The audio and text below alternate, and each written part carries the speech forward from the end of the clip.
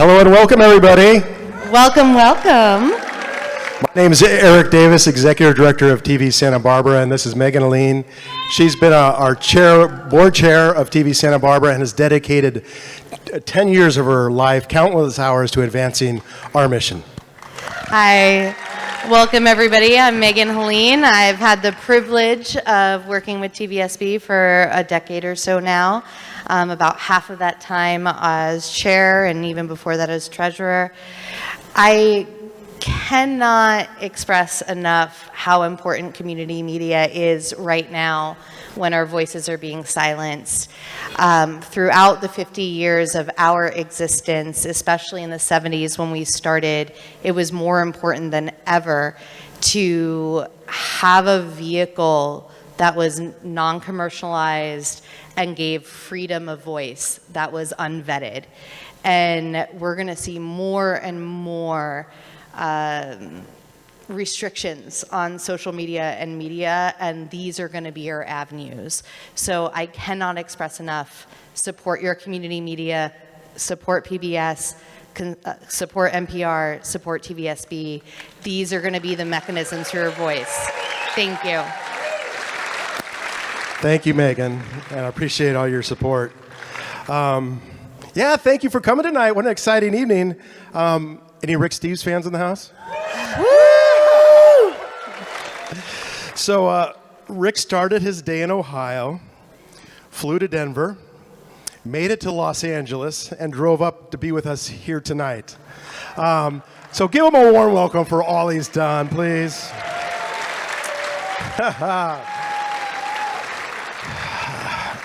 Before he gets started, I do have a few thank yous, and it's going to be a really nice evening. First, to my incredible wife, Angelique. Thank you, Angelique. She's coordinated many Rick Steves Inspires travels throughout Europe, and she's the one who drove down to pick up Rick today when nobody else would, and thank you. A big Travel plans change, and that's part of this talk, right? Thank you again, Megan, and members of the TV Santa Barbara board who are here in attendance and helping out. Thank you, thank you, thank you. The great staff of TV Santa Barbara is filming like always here today. Thank you. And I want to recognize some of our sponsors who made tonight possible. Our gold sponsor is the Shumash Foundation. The silver sponsor is our bank, Montecito Bank and Trust. We have wonderful community sponsors, Opal Restaurant, Chaucer's Books, Hotel Californian, and our media sponsors who have been so generous with this event, Montecito Journal, Etihad, K-Light, The Voice, Coastal View News, News Channel 3. Give a shout out to our media sponsors. We are fortunate to be in this wonderful media landscape here in Santa Barbara. You have a brochure in your hands tonight that was made possible by Copyright Santa Barbara. Take a look at that. We have more information about TV Santa Barbara and what we do, a little bit about Rick and some of our sponsors. And a generous thank you to the cities of Santa Barbara and Carpinteria for their continued support of community access television.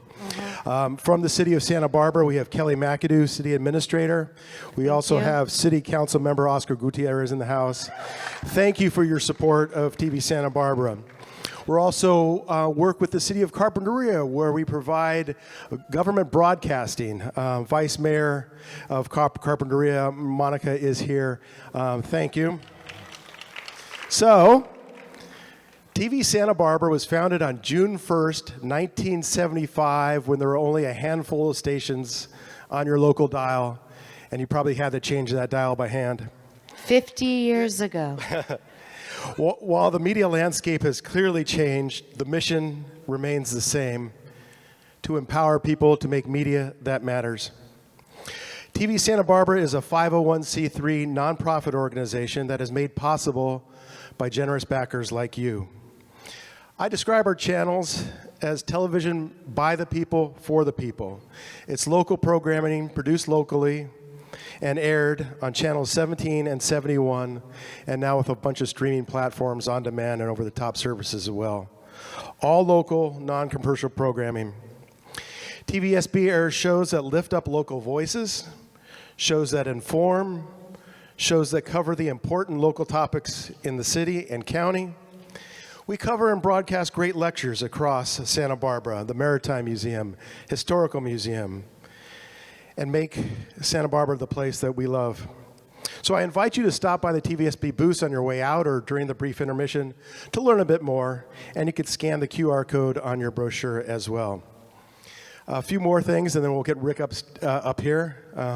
You probably saw a couple roving reporters today. TV Santa Barbara provides a place for local youth to get hands-on experience with video production services. That's unique. That's important. We have media literacy program for people of all ages, and we have discounted video services that are utilized by hundreds of nonprofits each and every year. Can I comment on that? Yes. I think that sometimes it's hard for us to talk about ourselves because we're a nonprofit that helps nonprofits, right? And so we're often in the back of house recording you, supporting you and your messages in this community. And we're trying to do better about showing our own story, but I want to highlight how much we support over 150 nonprofits in this community with their messaging for PSAs, funding, and other collateral that supports their missions. So there's a lot more that we do, and we're just really happy to make that milestone in the community. And lastly, who likes podcasts? Anybody in the house? Over the last year, TV has brought forward a turnkey video podcast center that lowers the barrier to content creation, making it easier than ever for your voice to be seen and heard. So that's TV Santa Barbara in a nutshell. There's much more that you can come by and discover. But for now, let's give another warm welcome for the one who needs no introduction, Rick Steves.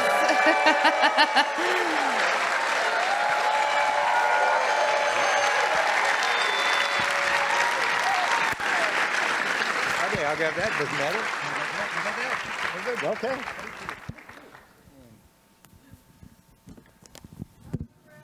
Love you too. All right. Well, I am just really, you don't know how glad I am to be here. First of all, we've been looking forward to this for a long time when Eric called me up and invited me, and I cannot think of, I'm a big fan of public broadcasting. I believe in it philosophically. I believe in it patriotically. I believe in it out of love of community. Beloved, we love you. And I love you so much. I'm just thinking there's no more pure example of public broadcasting that I've ever encountered than TV Santa Barbara. This is so grassroots. It's so good. And it is so you, it's so this community. So I spend a lot of time doing pledge drives all over the country. I commit myself to producing 2 virtual pledge drives a year for public television. And it's just to remind people that media shapes our perspectives. It's related to what I do. I'm all about travel shaping our perspectives.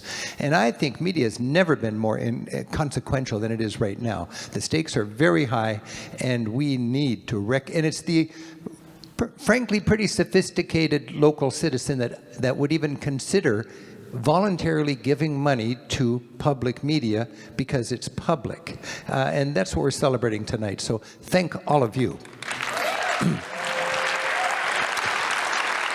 And I'm also glad to be here because I just got over prostate cancer. So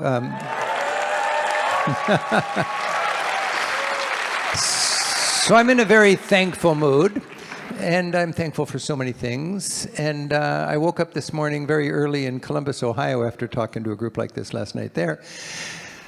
And it's like, I don't think you've ever experienced the coldness there, and de-icing, and late, sitting on the tarmac for an hour, and I'm wondering, how am I going to get to San? Am I going to make my connection in Detroit, in Denver? Missed my connection, scrambled to get something else, had to fly not to Santa Barbara but to LAX. Thank goodness Angelique was down there, and we complained about the traffic all the way up here. And I swear I got from Columbus to here with 15 minutes to spare, so I'm glad to be here. So enough of all that. Let's go traveling, okay? I've got about an hour of ideas, and then I'm going to invite Eric out here, and we're going to have a little discussion, and then we'll take a short break, and then we'll got another half an hour or 45 minutes or something like that. So I think we're going to be together for a couple hours, sharing the most important lessons I've learned from spending 100 days a year in Europe ever since I was a kid. All right, and the bottom line is travel is a great way to broaden our perspectives, and it inspires a global citizenship. And we're going to talk about that. My beat is Europe. I just do Europe. I've got 100 great workmates in Seattle, and we are all mission-driven. Our mission is to equip and inspire Americans to venture beyond Orlando. Orlando. There's one guidebook that outsells my Rick Steves Italy guidebook. In the whole United States travel publishing world, there's one book that outsells Rick Steves Italy, and it is the guidebook to Disney World. That is La La Land. I cannot compete with La La Land. I'm not even going to try to, okay? That's a huge market, and many people spend their whole lives traveling to Orlando, Disney World, Vegas, Cancun, Orlando again, Vegas, and just try Portugal. Try Iceland. Try Mexico City. There is so much just waiting for us to say hello to. So my beat is Europe. For me, Europe is the waiting pool for world exploration, even though my favorite country I would say it would be India. But Europe is just something I just absolutely love. I love teaching it. I've written 60-some guidebooks, and I just kind of think about 3 books that sort of lay out my passion for teaching. When I cross the border and they say, "What's your occupation?" I say, "I'm a teacher." And I've had this sort of Maslow's hierarchy of travel needs, and that was not planned. But in my very first decade of giving talks about travel, it was all about the budget skills. That was Europe through the back door. The next decade was appreciating the art, it was sliding up Maslow's hierarchy of needs. And in the last few years, I've really been interested in that pinnacle of Maslow's hierarchy of travel needs, traveling in a way that broadens your perspective. And I wrote a book called Travel as a Political Act that talks about that. Europe through the back door, that's the basic handbook for traveling through Europe. I've written it for 40 years, and it goes all the way back to when I was this kid. Vagabonding around Europe and making mistakes and taking careful notes and recognizing that other people are making the same mistakes I learned from last year. Why can't I just put it in a book so that they can learn from my experience rather than learn and have a better trip, and I'd have a good excuse to go back to Europe every year and update my material. So in a nutshell, that's my mission in my work, is go over there. When I get ripped off, I celebrate. They don't know who they just ripped off. I'm going to learn that scam and bring it home. And if I can, so that's for me really fun. And I'm a sort of a strange kind of traveler.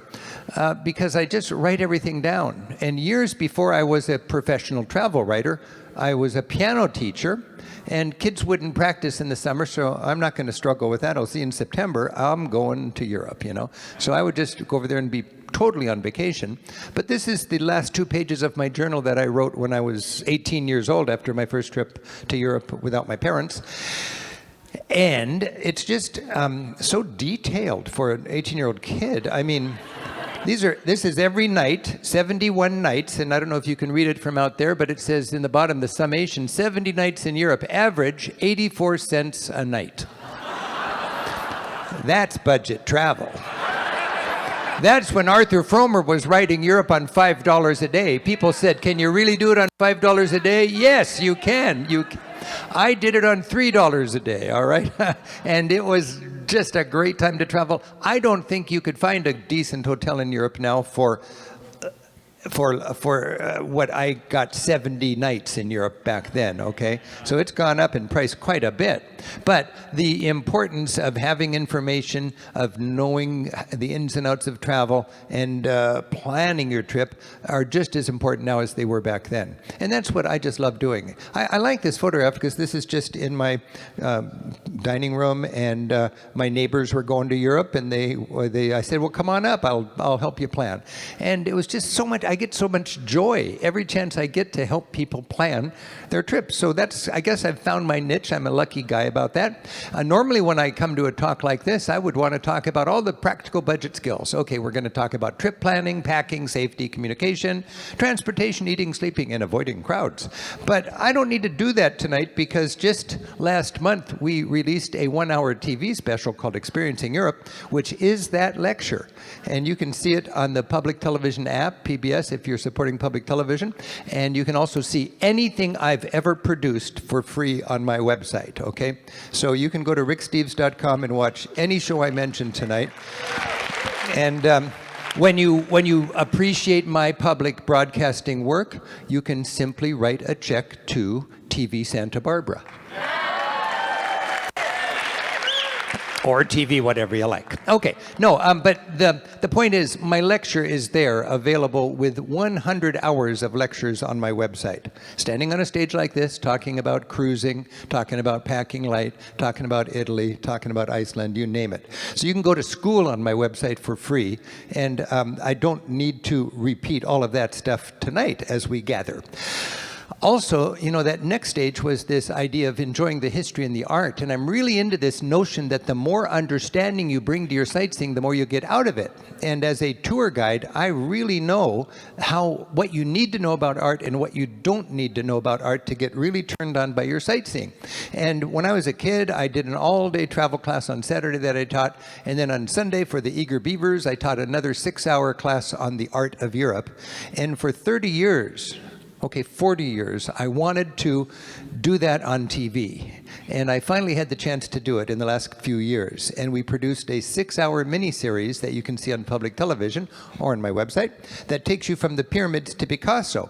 And I think if there's one 6-hour investment you could put into your trip before going to Europe, this would be the most rewarding thing to do. As a tour guide, we take 30,000 people to Europe every year on our Rick Steves bus tours. And as a travel writer and a TV host, it's a real challenge for me to find creative ways to help people understand and not be overwhelmed by the art.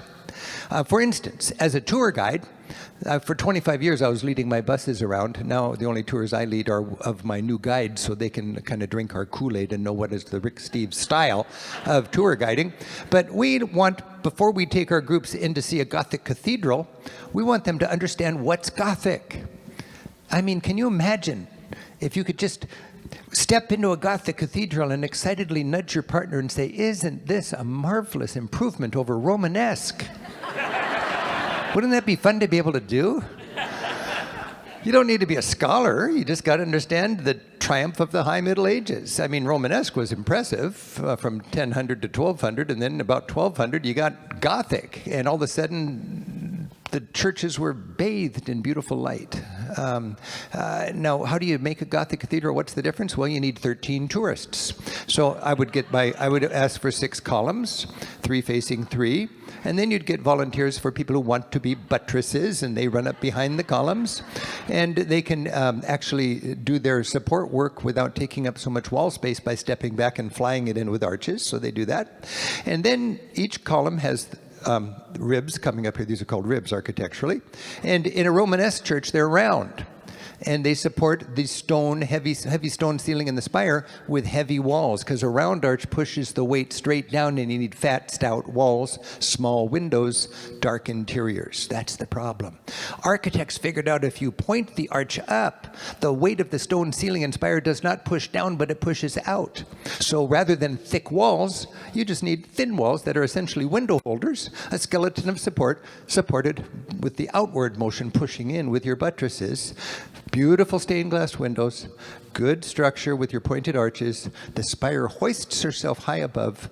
The interior is bathed in beautiful light, and you've got the essence of Gothic architecture. You step into that Gothic church now after building a Gothic cathedral, and you appreciate what's all around you. And if you're ever having a party and it's just not going over well, let's build a Gothic cathedral. It's a hoot.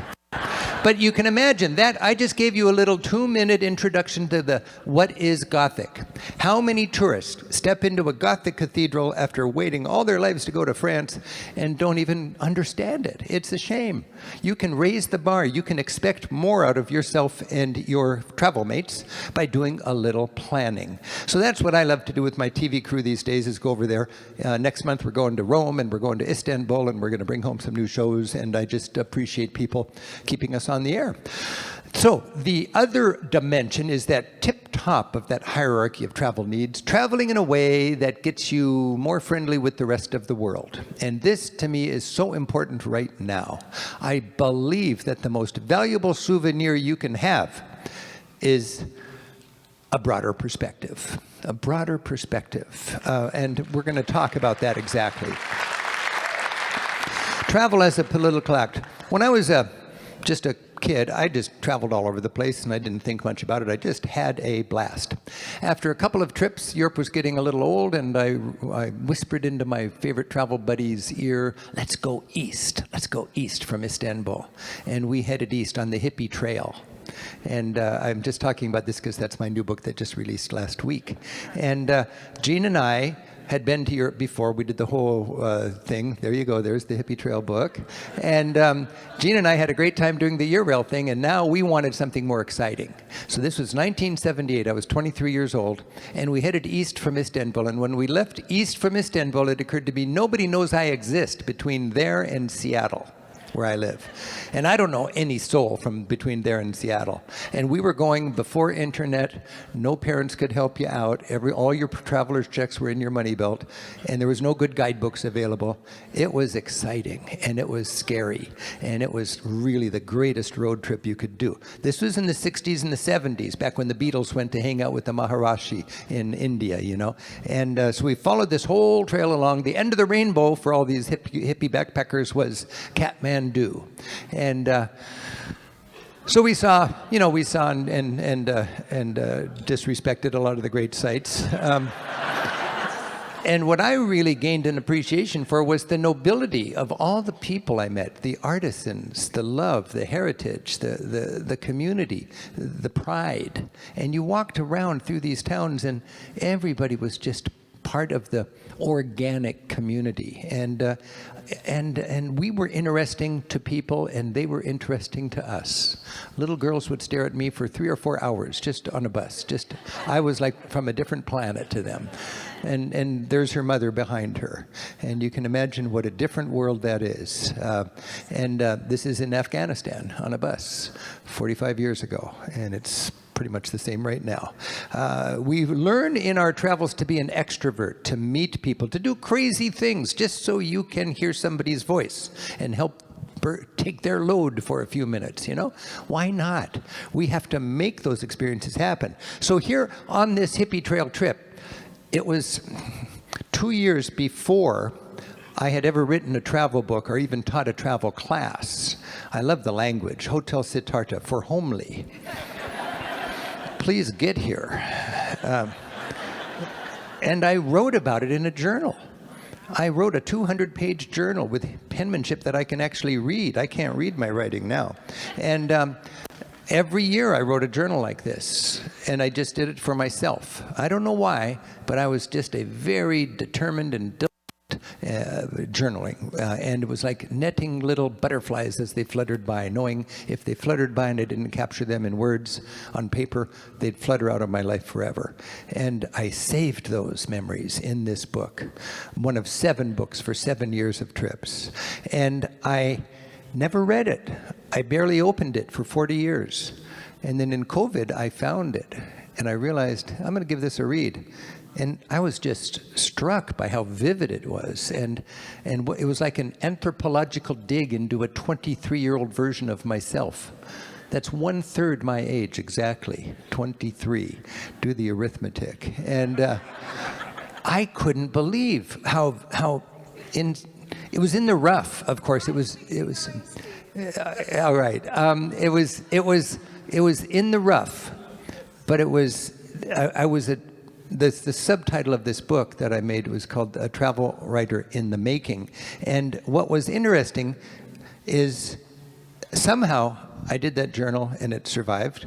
Somehow I photographed the whole thing and the photographs came out, and they're just beautiful photographs. And that was the last year the hippie trail was open. The next year the Shah fell. The next year Khomeini came in and turned Iran into a theocracy.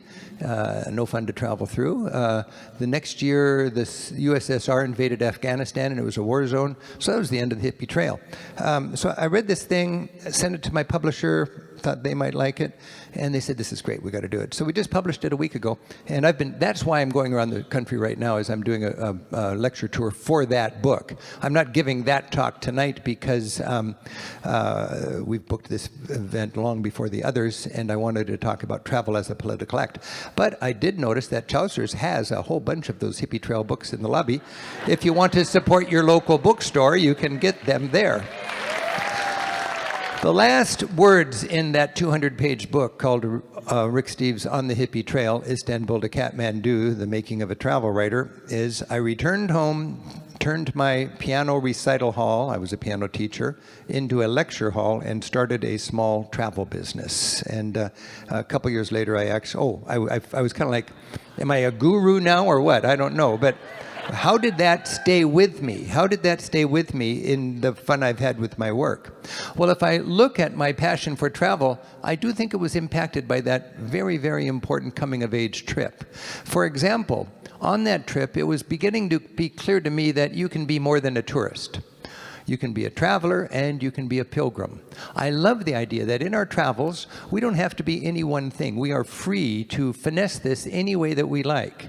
The road can be a playground, the road can be school, and the road can be church or mosque or synagogue.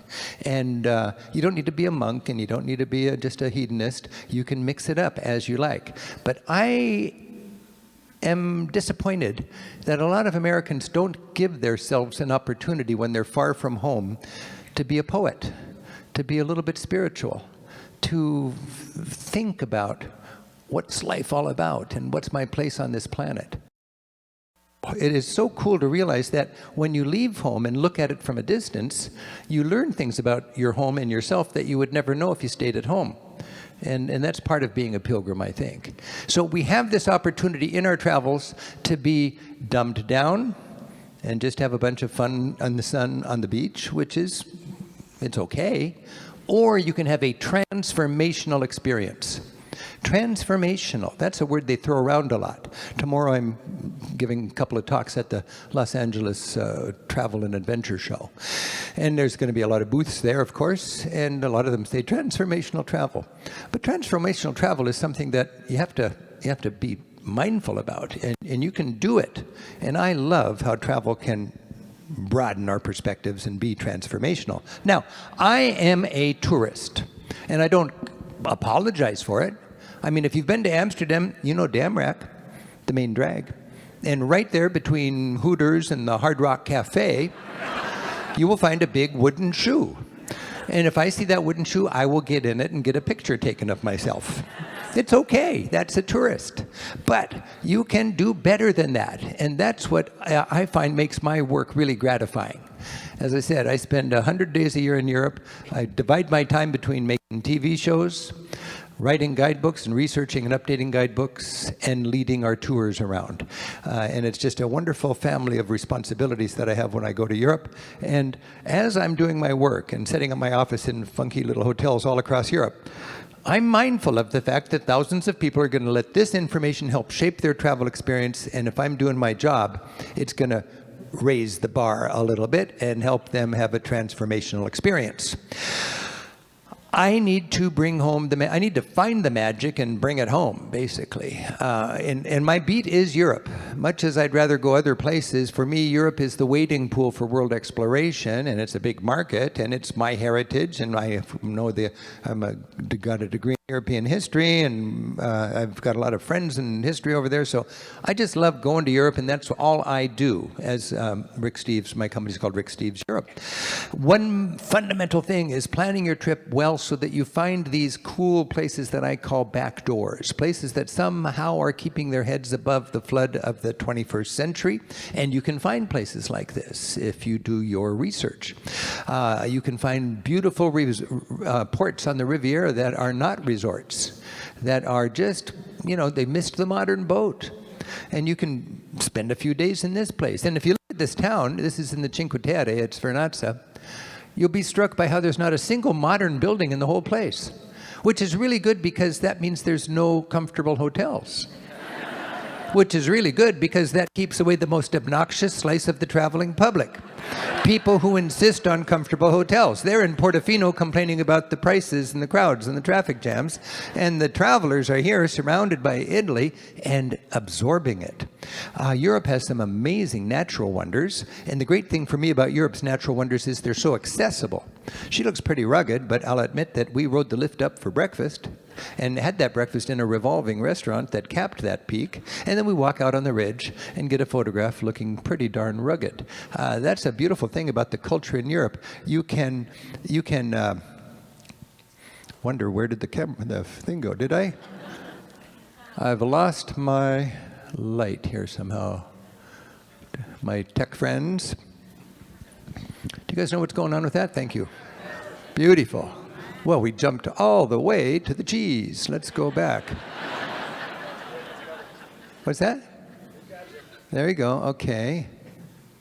Okay, so those are not working. I don't know what that is, but I'll just skip to cheese.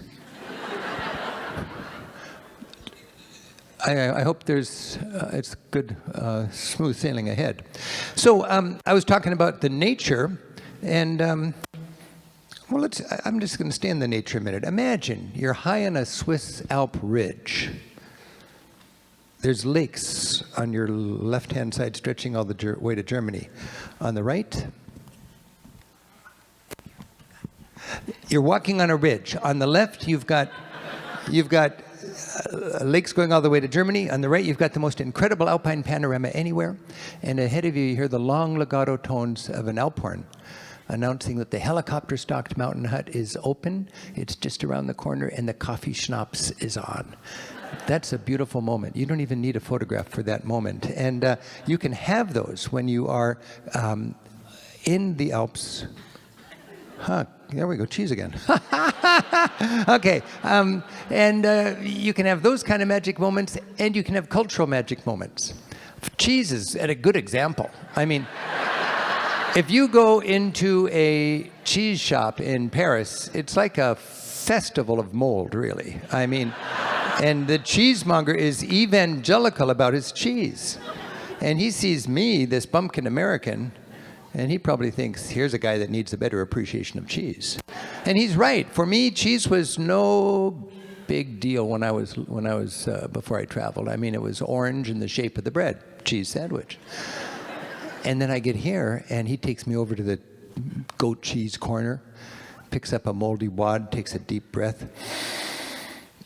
Oh, smell this cheese. It smells like the feet of angels. So it smells like the feet of baseball players to me. But I actually learned to love stinky, expensive cheese, and I take that home. And now when my supermarket doesn't carry my fancy cheese, I really miss it. You get these ways to just broaden your perspective in so many ways. Something that I think is the mark of a good traveler is somebody who becomes a temporary local and meets a lot of people. That's really got to be your basic goal. And when you're traveling, every culture has different ways to make the scene and connect with people. And if you're good at that, you find that the whole trip is carbonated by these special moments when you actually make friends. Too often an American's experience in Europe is just seeing cultural cliches on stage with a bunch of other Americans. Then you go back to your fancy hotel and you go to the next city and you do the same thing. It's okay, but you could find a way to actually hang out with locals. Now the easy thing in the Mediterranean would be to do the passeggiata or the paseo. You know, to stroll with the people. When I check into a new hotel, the first thing I ask is, how do you get on Wi-Fi? And the next thing I ask is, where do people walk in the evening? Circle it on the map, please. And that's where I want to be. That's where I want to be. And anybody can do that, and it really is as important as any site in town, I would say. Meet the people. One of my favorite countries is Ireland, and I think that's probably in part because in Ireland, I get the sensation that I'm understanding a foreign language. The Irish have this incredible gift of gab. They got this joy of just conversation. And you know, if you're strolling around and if you really want to talk to interesting Irish people, go to the far west of Ireland, where you stand on the bluff and they gaze out at the Atlantic and they say, the next parish over is Boston, okay? And you're talking to people who are living in a Gaeltacht. A Gaeltacht is a national park for the traditional survival of the culture, the traditional culture, where the government actually subsidizes the survival of the local traditions. They help family farms survive. They give the place for the kids in the big city to go in the summertime to learn to speak the old Gaelic language and so on. People actually speak Gaelic on the west of Ireland as a first language. When you step up, they're talking to each other in Gaelic, and you wouldn't even know it as a tourist. They turn to you without missing a beat and talk in English, and then you say goodbye and they go back into their Gaelic. This is a beautiful experience for a traveler, to go to the Gaeltachts and get into a conversation with these guys. I met these guys a long time ago. I remember we were talking, and no matter what's on your itinerary, if you meet these guys, this is more important than that extra little museum or something. After a while, I asked the man on the left, I asked him, were you born here? He thought about it and he said, no, it was about 5 miles down the road. Later on, I asked him, have you lived here all your life? He said, not yet. The fun you meet talking to people, especially in Ireland where you speak the language, but it sounds like a foreign language, is just really, really important.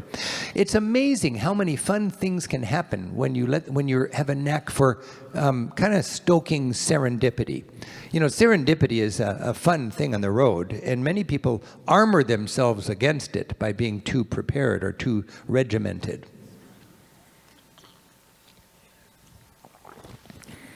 I would remind you that when serendipity comes, generally the answer should be yes. I was roaming around hiking in the hills in the Cinque Terre, and I came upon this old medieval abbey, and I was wandering around the church, and I met the monk who's in charge of running it, and he said, I've got some homemade lemonade in the abbey. No, it wasn't lemonade, it was limoncello. I've got some homemade limoncello. And he said, would you like to help me drink it? I couldn't believe my ears. What's the answer? Si. I got drunk with a monk on the Italian Riviera. That was really a very cool travel experience. As a tour guide, one of my favorite things to do is inflict snails on my travelers. And for years, for decades, I was doing this basic trip around Europe with my tour buses, going from Switzerland into France, where the tour would finish in Paris. And I looked forward to that first dinner in a small town in France because I got to buy 2 dozen escargot for my 2 dozen travelers on my bus, and everybody gets to eat 1 French snail. You have to. You cannot say you don't like escargot until you've had one in France. And if you eat one, you can then say you don't like it, and that's fine. But you gotta get out there and try new things. It's just almost common sense.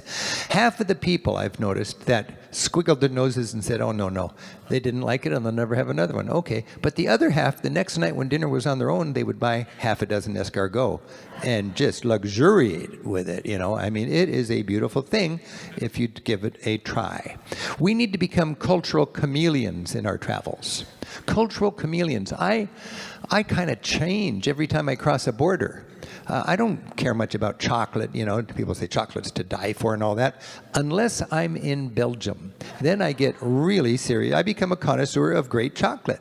And I find the most beloved family that has been bringing quality gourmet chocolates to that town for generations. And I go in there and I get to know them, I talk to them, I let them show off, I sample a bunch and I buy a sampling. And then I'm enjoying in Belgium something that is one of the most delightful slices of that culture. You know, everywhere you travel, you can embrace the local treats. I never work hard all day long in Seattle and go home and crave a nice cloudy glass of ouzo. I don't even like the taste of ouzo in this hemisphere. But in Greece, when I'm on a Greek island, I don't let a sun go down without finding a nice perch like this and enjoying a nice cloudy glass of ouzo. It's just the right thing to do. I don't think I've ever ordered a glass of beer in Tuscany, and I've never ordered a glass of red wine in Czech Republic.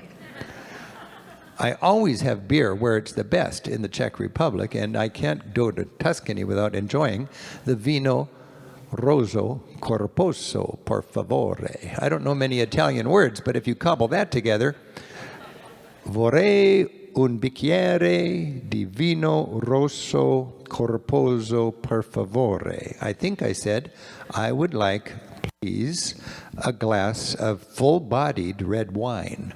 You shape your vocabulary to what you want to do with your vocabulary.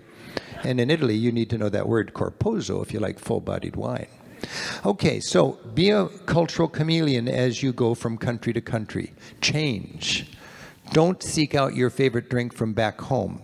Look around and see what everybody else is drinking and go for that. You don't even have to like it. It's not about liking it. It's about trying it and being like a local. You'll get more smiles, you'll spend less money, you'll learn things, and you will also broaden your perspective and appreciation of a lot of important things. As a travel teacher and a tour guide, I love this notion of helping people get beyond ethnocentrism and chronocentrism. Now, we know what ethnocentrism is thinking we are the norm, and we are not the norm. I mean, a lot of Americans think we are exceptional in God's eyes. Well, the only thing exceptional about people who think that is that they think they can be exceptional in God's eyes. It's a silly notion. When we travel, we're just 4% of this planet, and people do things differently. It's a beautiful thing. And I try not to compare things to back home. I try to see things on their terms and celebrate the fact that it's different. I think that's the important thing. Celebrate the fact that it's different. You don't want to be ethnocentric. Chronocentrism is a word that I'm sort of into lately. I don't even know if it is a word, but I like to use it. Chronocentrism means, ethnocentrism is kind of this way. I'm this kind of culture, and I've traveled around, and now I know that there's more ways to do it than just one. Chronocentrism is more about, of course, the time. And we tend to be chronocentric, meaning I judge things by 2025 sensibilities. This gets into the political correct and woke kind of stuff, you know, that is causing a lot of anxiety among tour guides in Europe these days, because people are just on eggshells about everything they say now in Europe, because people that are more sensitive about this stuff really are offended by somebody that does not assert our sensibilities on people who lived 800 years ago or 2,000 years ago, or 500 years ago. And I really make a point to try to see things in my sightseeing in the context of that age. Why is Gutenberg so darn important? If you look at a list of the most influential people in the last 1,000 years in Europe, Gutenberg and Martin Luther are 1 and 2. Why? Well, Gutenberg made information affordable by inventing a printing press. Before that, all the books were handwritten and very expensive. Martin Luther took that affordable printing and translated the holy book into a language regular people could read, that the powerful people didn't want to have happen. They would rather have it be in Latin, in very expensive handwritten books, so nobody could afford it, and if they could afford it, they couldn't read it. So they'd have to be spoon-fed their religion by a priest who was in cahoots with the king, you see. Luther came along. A lot of guys came along before Luther and tried to do it, but were burned. Luther managed to do it. It's a fascinating story if you're curious about it. I made a 1-hour TV special on Martin Luther and the Reformation. And you can watch it tonight with 150 other shows on my website if you like. But it's a great story, and I just have great admiration for Luther's courage and his ability to somehow translate the Latin Bible into German so regular people could read it. And his buddy had a printing press, and Luther was able to print it up in his little pamphlets, all of his thoughts about the corruption of the church in Rome. And he was the best-selling author in the German language in the 16th century, the first guy to go viral, really. So you get it. A lot of people go, well, who cares? He translated it into German. Who cares? They had a printing press. We've all got a printing press. That don't impress me much, you know. Well, it does impress you if you can put yourself in a 1500 mindset. So that's what we need to do. Not condemn somebody because they had a different approach to race issues or civil liberties or women's rights or whatever. Of course, these are important things that we've accomplished today. And of course, they hadn't done that 800 years ago. But tour guides now in Europe, they just hardly can say anything without offending some American who gets all upset because, oh, it's a rape. It's a rape from 300 years before Christ in a Greek myth, you know.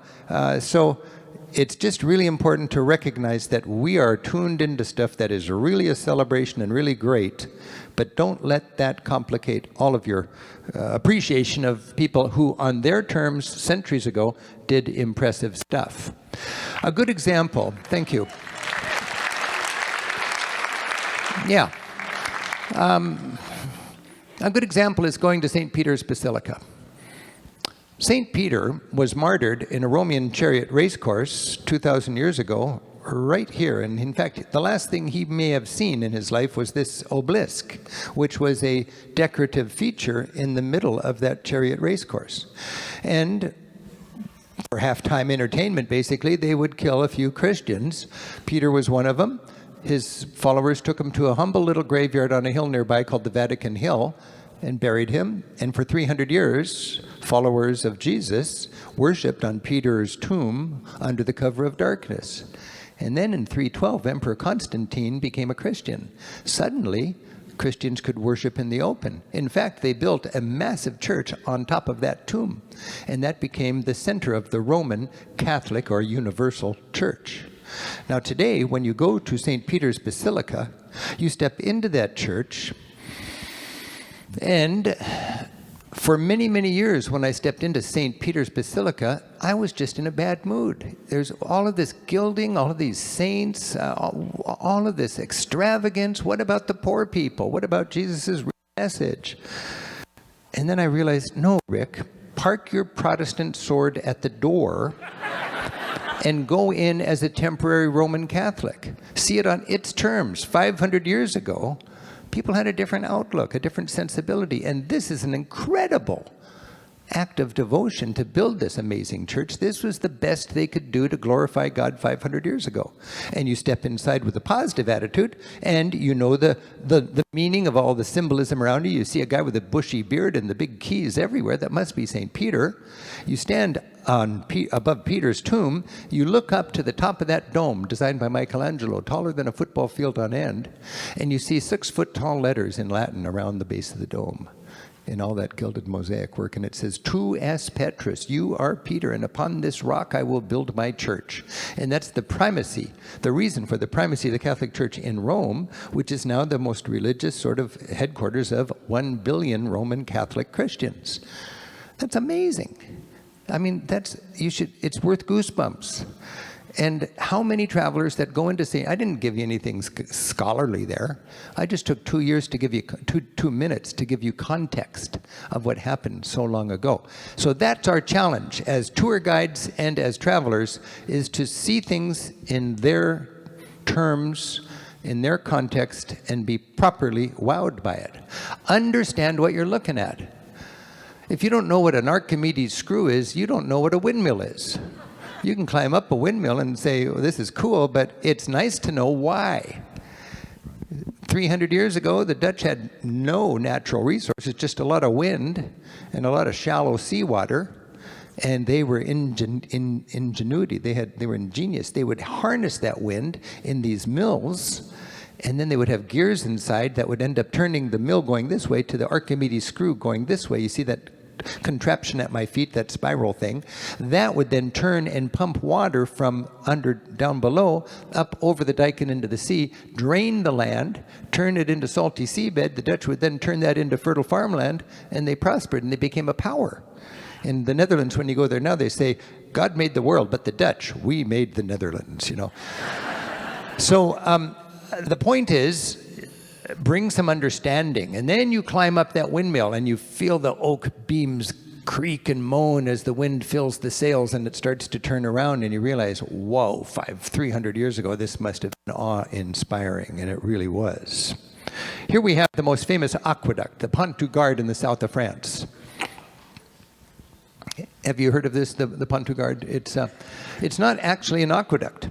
It's the most scenic bridge in a 30-mile long aqueduct, built by Romans 1,800 years ago to have a little square man-made river on the top of it, engineered to lose 1 inch every 100 yards for 30 miles, to bring water into the city of Nîmes, not by the sweat of peasants, but by simply harnessing gravity.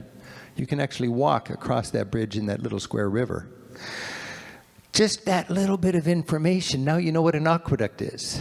The typical American traveler doesn't have a clue what an aqueduct really was all about. And the typical tour guide has no incentive to give you a clue. It's just the toilets are there, the cafe's there, the postcards are there, viewpoints up there, I'll see you back in the bus in an hour. So it's up to you to reach for the information and give your trip some meaning. When we travel, we connect. I just wrote a book called For the Love of Europe, and it is my favorite 100 articles. It's 400 pages. And for the sort of end of the book, I swept through the whole book thinking, what is the common denominator here? What makes my favorite moments? And it was connecting. Connecting with people, connecting with cultures. And my favorite site in Oslo, last time I was updating my book there, was right on the harbor front in front of the Nobel Peace Center. The Nobel Peace Prize is presented in Oslo, and it is called the Smiling Bench. And the cool thing about the Smiling Bench is you cannot sit on it without coming together. You just cannot sit on it without coming together. It forces people to come together. And there's a little saying etched in the pavement in front of it by Nelson Mandela. It says, the most powerful weapon is talking to each other. It's a beautiful bit of wisdom right now in our society, I think. And these are things that come to you when you travel thoughtfully. When you travel, you see a lot of rainbows these days. Every city, especially in the north of Europe, has had a pride parade, and they've decided to just leave the rainbow up. Why not? And it's just a celebration of diversity. You learn a lot about your home by leaving it and looking at it from a distance. You learn a lot that you admire about your home by leaving it and looking at it from a distance. And you learn a lot that you're disappointed about your home when you leave it and look at it from a distance. And that's all healthy. If anybody ever gets mad at me for what they call America bashing, no, I love my country as much as any person who wears a flag on their lapel. And I think it's America loving to expect it to do a little better sometimes.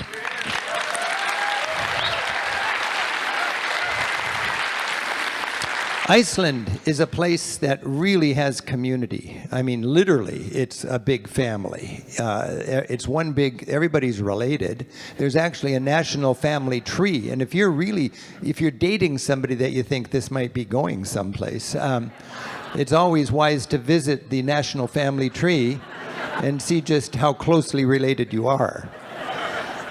And when I was doing their TV show in Iceland, it's a great hour. It's one of our most recent shows, and you can see it anytime you want. You know where.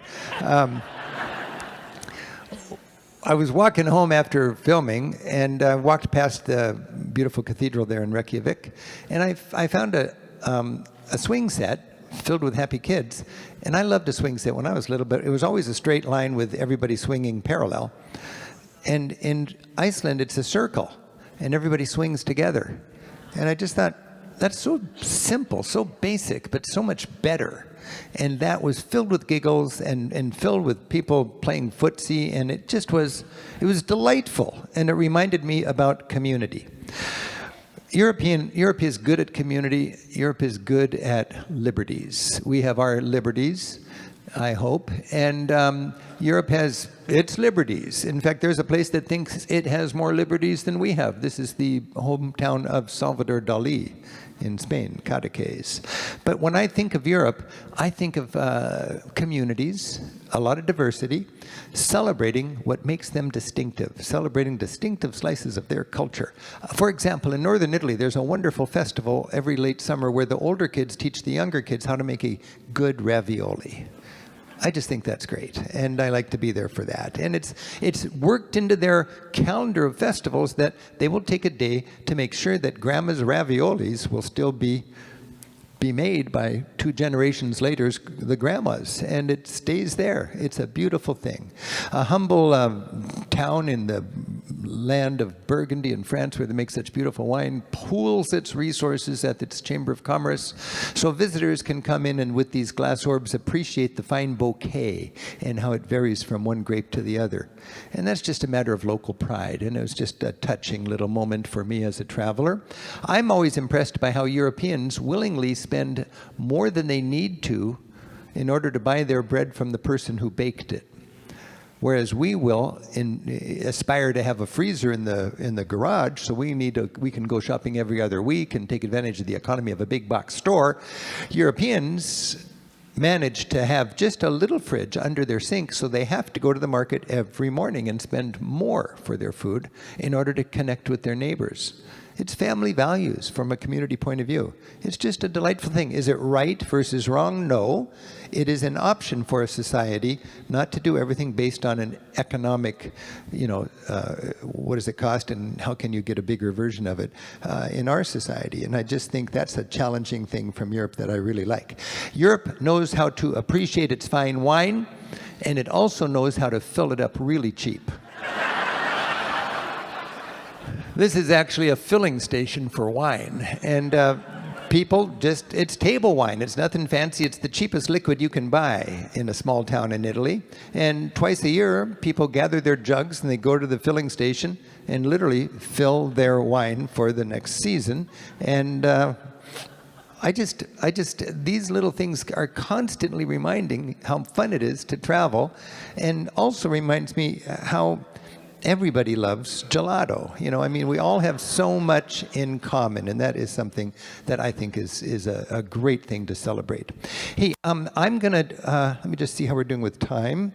I'm gonna just remind you that you've got your local bookstore out in the lobby, and let's see, they've got what do they have here? They got 4 books for sale, and they've just got a few of the Travel as a Political Act book out there, and a few of my Europe Through the Back Door book. That's the political book. That's Travel as a Political Act is today's talk, and Europe Through the Back Door is the skills book.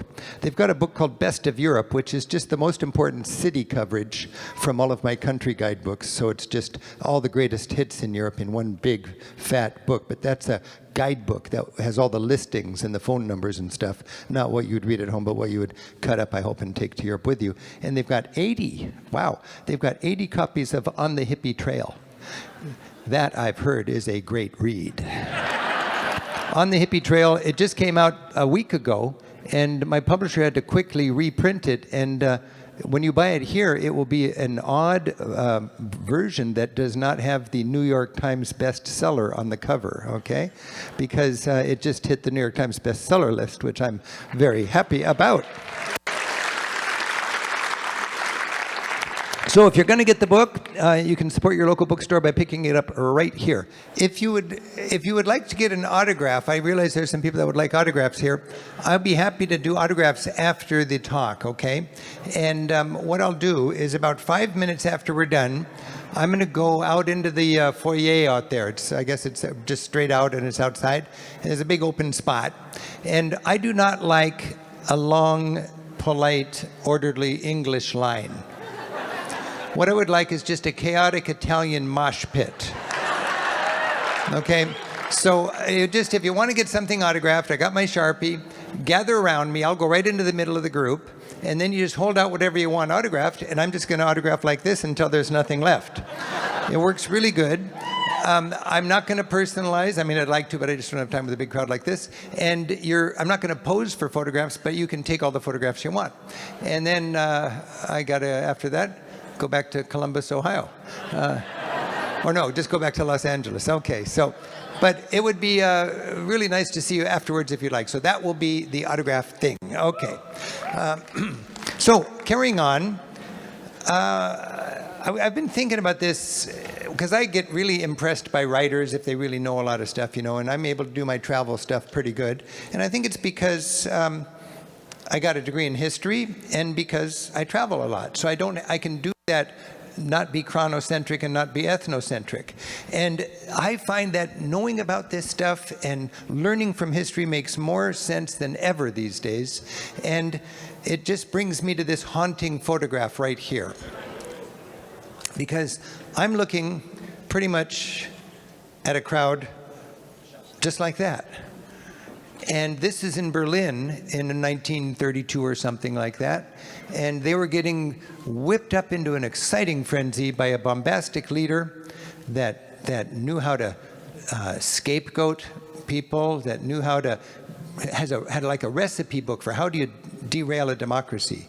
He knew how to demoralize trust in the press. He knew how to muzzle the intellectuals at the universities. He knew how to burn books. He knew how to, as I mentioned earlier, say big lies so convincingly over and over until people actually believed them. He knew how to turn a democracy upside down. And he wasn't alone. In Europe 100 years ago, half of Europe was fascist. You had Mussolini, you had Franco, you had Salazar, you got Hitler, and they were taking, Hitler was elected. And he just said, I just want to be a dictator on the first day, you know. And it took him, he morphed from an elected chancellor to a dictator. And to me, it's just so interesting. It's haunting to see the parallels, whether they're right-wing or left-wing. I mean, I'm not just saying it's only a right-wing thing. It's just people who want to derail a democracy. You can do it by just following the steps. And we're seeing that all over Europe now. We're seeing Viktor Orban has done it, and it's a fascinating thing. When we go on our sightseeing, we learn about the history from 100 years ago. And for me, it's just important to pay attention to it because I think history is really speaking to us now. And those who have traveled, and when you go to Germany, you kind of get into the fascist and the World War II and the Holocaust history. It's powerful. In fact, when you go to Berlin and you go to the Reichstag building, you see in front of Berlin, the Reichstag building, this memorial. And this is the memorial to the incarcerated politicians, the Politicians Memorial. And what's fascinating that I didn't know until just a couple years ago was this, every one of these slate slabs is has the name of a local politician who stood up against Hitler. And when he got in, it was all about retribution. That was a word, you know. And each one of these politicians were the Adam Kinzingers and the Liz Cheneys and the Mitt Romneys of that day that would not kiss the ring of the chancellor.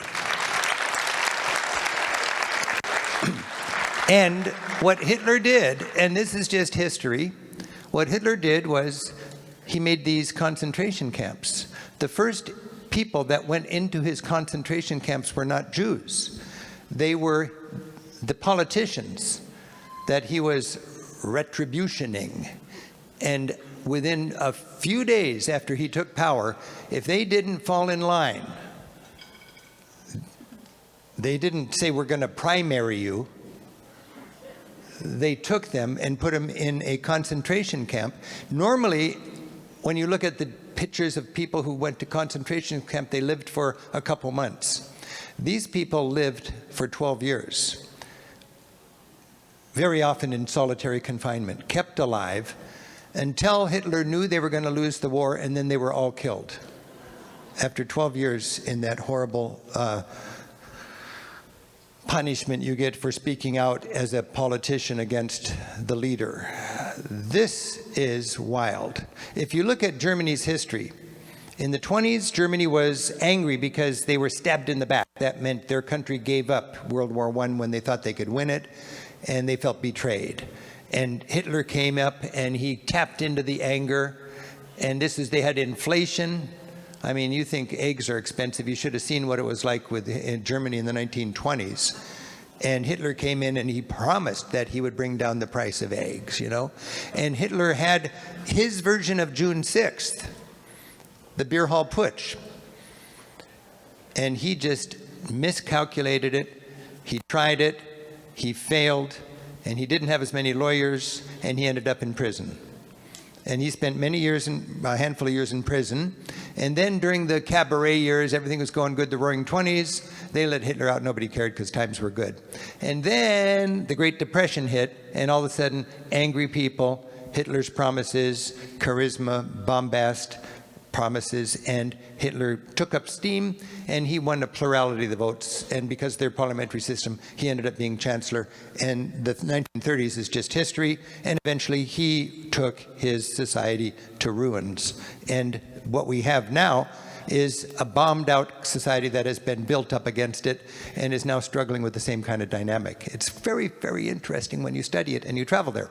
This is the Reichstag building. It was a bombed out Hulk. The last days of World War II were fought on the rooftop of this Parliament building. Imagine our Congress building, the last days of the war, you know, Nicaraguans against Americans on the top, or was in Germany's case, it was Soviets against Nazis on the rooftop.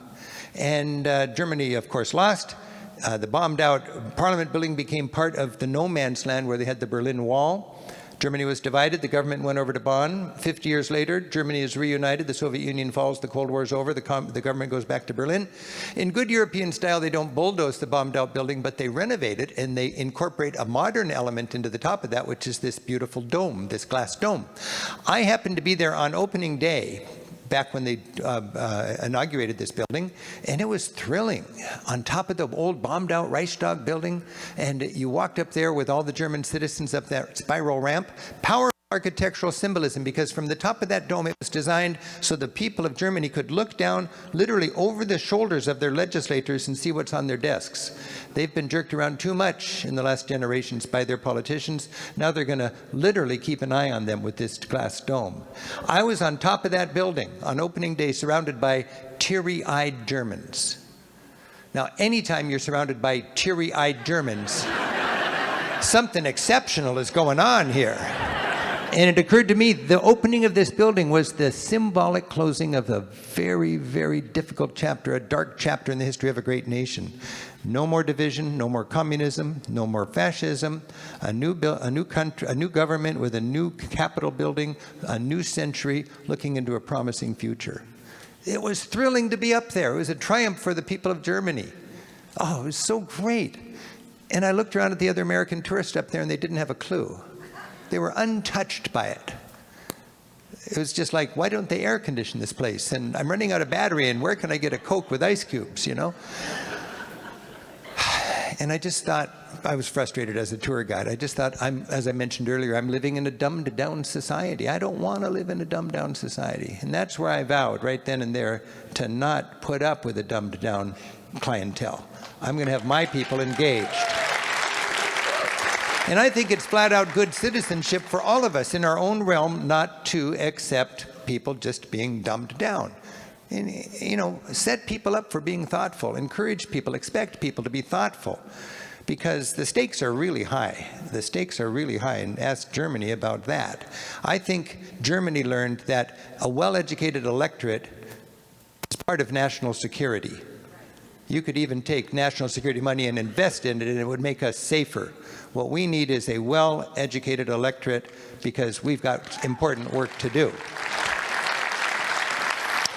And that means more than STEM. That means a little bit of arts and a little bit of culture, a little bit of social sciences to augment the engineers and the scientists and the mathematicians. So we're at a point where we need to be discussing this kind of thing in our communities. A lot of people in America don't think Europeans appreciate the leadership of the United States. And I think in my travels I've found that that's not true. Europeans really admire Americans, and they need Americans at the table. We had 4 years without Americans in Trump's first term, and it was very clear. Things didn't move forward without America there to help give it that critical mass. What do Europeans think about Americans for all the help that we've given them over the years? Well, here's a good example, and I could give you many examples, but this is just one. I've got a favorite little castle in Burgundy called Rochepot. It's run by a family who's, for many generations, been the aristocratic family that owns that castle. And when we are visiting it, we're coming in to film a TV show, the sun's going down, I'm a little late, hello, yeah, bonjour, bonsoir, bonsoir, and I need to just go up on the roof for a nice wide shot before the sun goes down. Oh, you must have a glass of wine. Well, I'd love a glass of wine, but just give me 10 minutes. I got to go up onto the rooftop to get that beautiful picture of your chateau. And I lost. I had to sit down and have a glass of wine with cheese and with crackers. And then, as if bringing out a religious relic, the children of the castle brought out the 48-star American flag that they hoisted over their town square on the day that they were liberated from Nazi tyranny by American troops in 1945.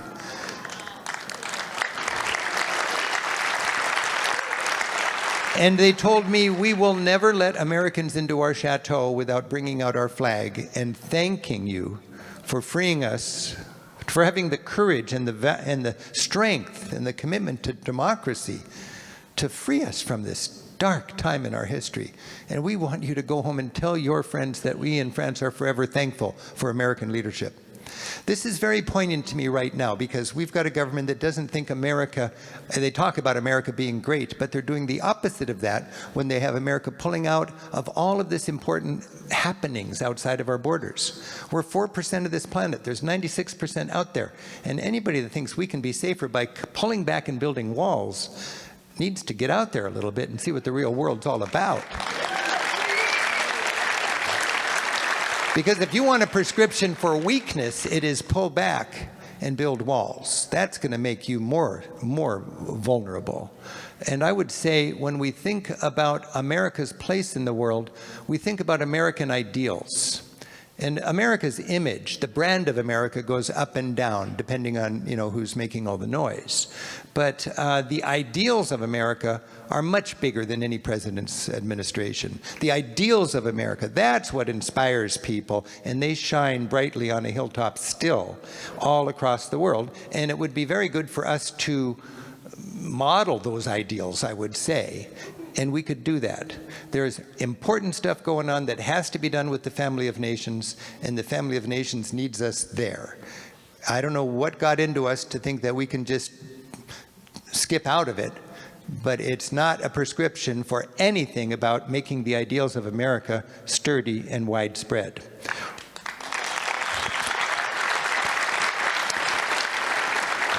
I love the fact when we travel, we realize other countries have their own 4th of Julys. It took me a while to figure that out. You're in Switzerland on August 1st. It looks just like the 4th of July. Well, it's the Swiss 4th of July. Norway on May 17 is an amazing party. France, Bastille Day, 10 days after ours. So when we travel, we celebrate other people's celebrations. I mean, we have Nathan Hale, Ethan Allen, Patrick Henry, patriots that only wish they had more than one life to give for their country. They're not unique. Every country has their own Nathan Hales, Ethan Allens, and Patrick Henrys. And it's healthy for us to get out there and not just realize that, but celebrate it. It's a pretty cool thing. Everybody's got their own dream. I used to think everybody should have the American dream, but no, these Sri Lankans have the Sri Lankan dream.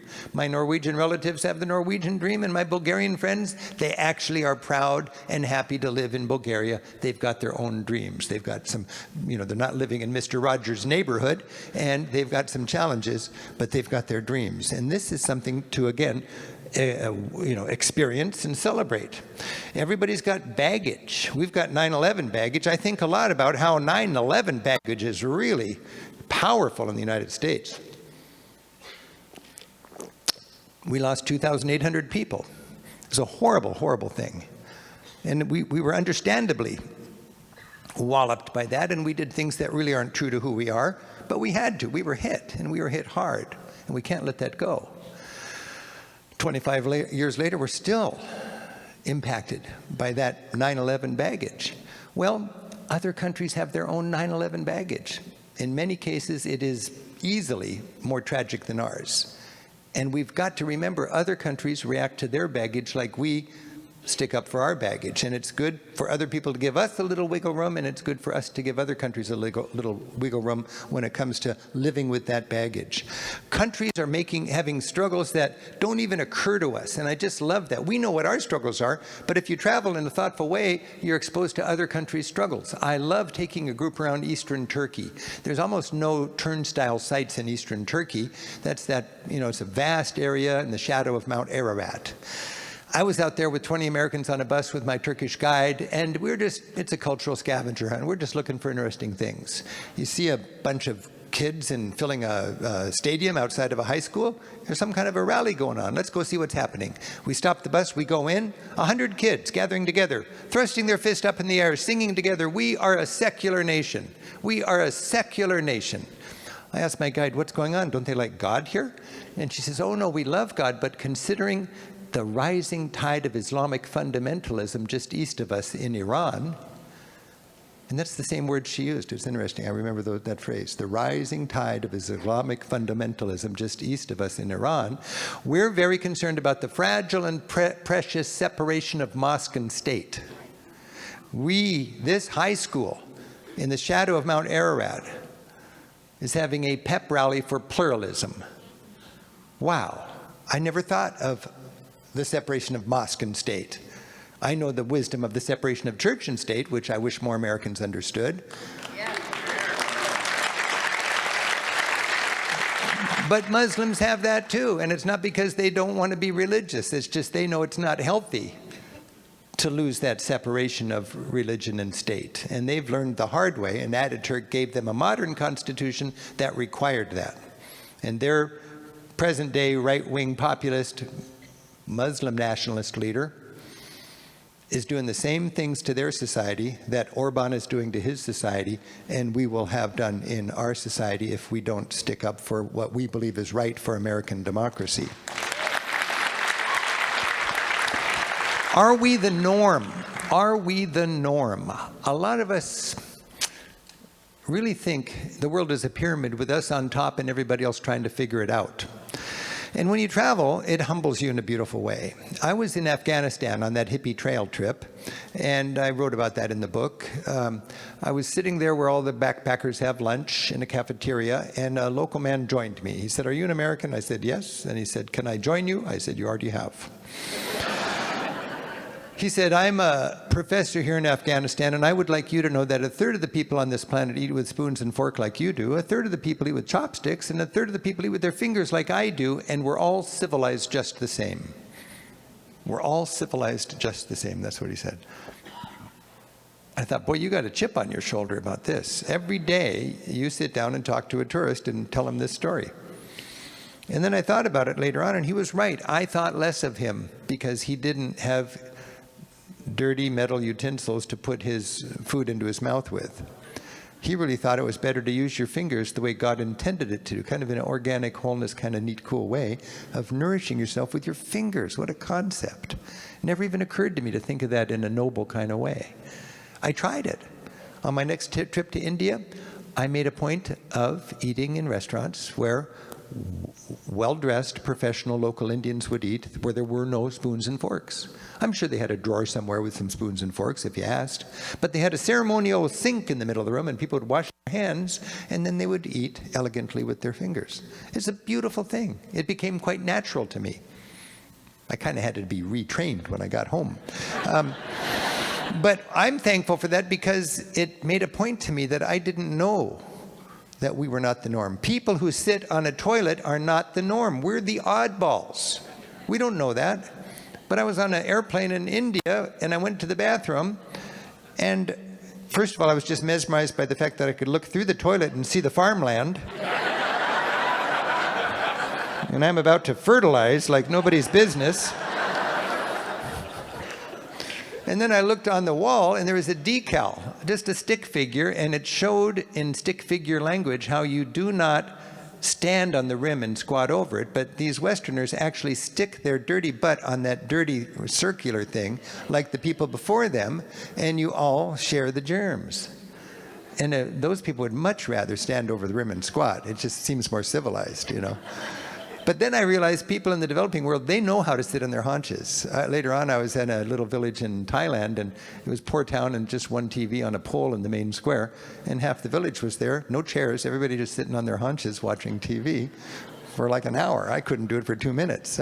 So it's just fun to be humbled. That's why India is my favorite country. It wallops my ethnocentrism, it rearranges my cultural furniture, and it just kind of makes me a little more flexible and humble about things. It's healthy for an American to get out there and give that a try.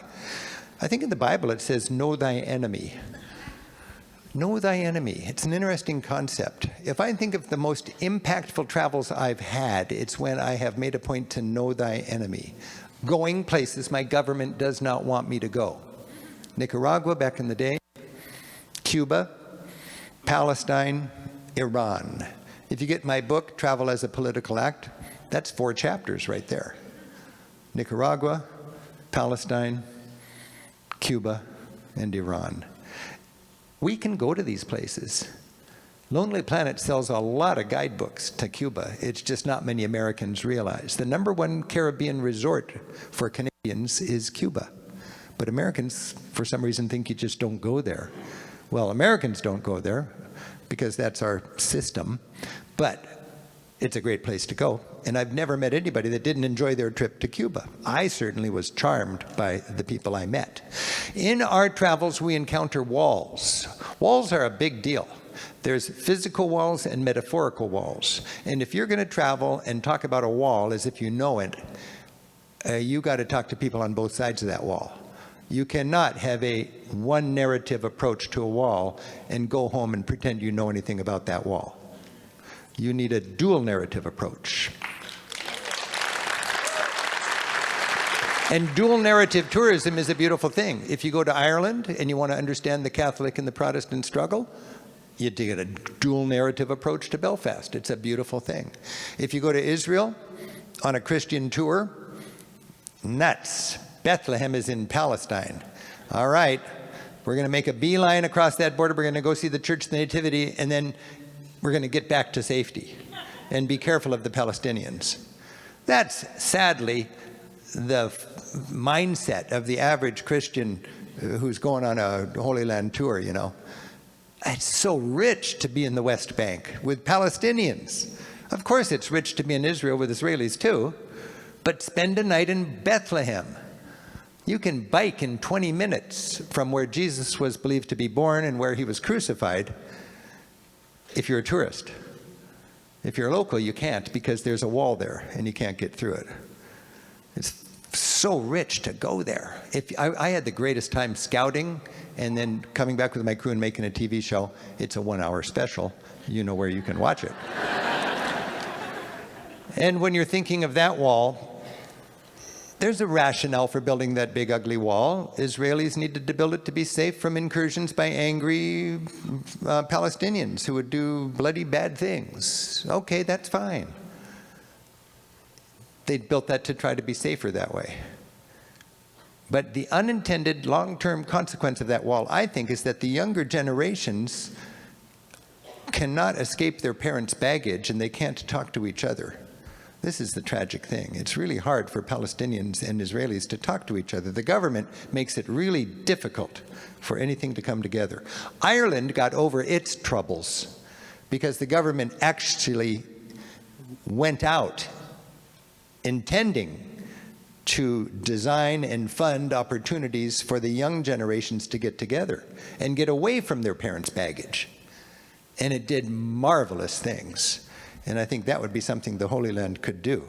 But if you want to know a little bit of context about the Holy Land, please, that's what my show's for. It's timeless. It's 10, 15 years old now, but it will really give you a good understanding of what's the lay of the land, and it'll help you better understand what's happening there now. But you got to have that dual narrative approach. You talk to good Israelis, and you talk to good Palestinians. And we get more than our share of Israeli news over here, and we don't get as much from Palestine. And when you go to the Holy Land, you've got that opportunity to equal it up. Iran. I decided to go to Iran when we were bombing Baghdad. I wanted to see Tehran. I thought we were going to be bombing that too, and I wanted to capture it on film. I thought it would be a good thing to do. People said, why are you going to Iran? And one reason I would say is because I think it's good style to know people before you bomb them. You know, sometimes you have to kill innocent people. I'm not that much of a pacifist. It's a tough world out there. But it should hurt when that happens. And governments are really good about minimizing the humanity of their collateral damage. Really good about that. So I wanted to go and I wanted to humanize Iran. How could 80, 70 million people vote for, the Ayatollah and Ahmadinejad and those kind of guys? How could they vote for such what seemed like a crackpot?